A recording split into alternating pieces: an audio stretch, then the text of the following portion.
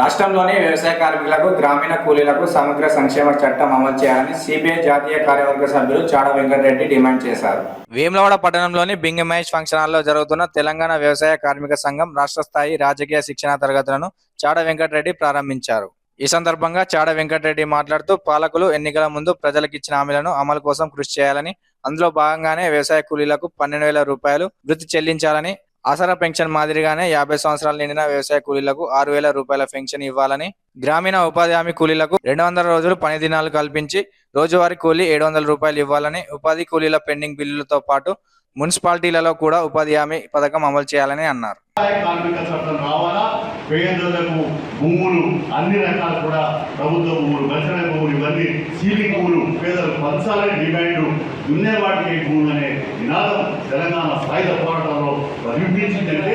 ఆనాడు వ్యవసాయ కార్మికులు కూలీలందరూ బాధ్యతలందరూ గట్టిగా పోరాడినాడు కాబట్టి భూస్వామ్య వ్యవస్థ అంతం కావడానికి నాంది వచ్చిందని చెప్పేసి కూడా ఈ సందర్భంగా తెలియపరుస్తా ఉన్నాం. అందువల్ల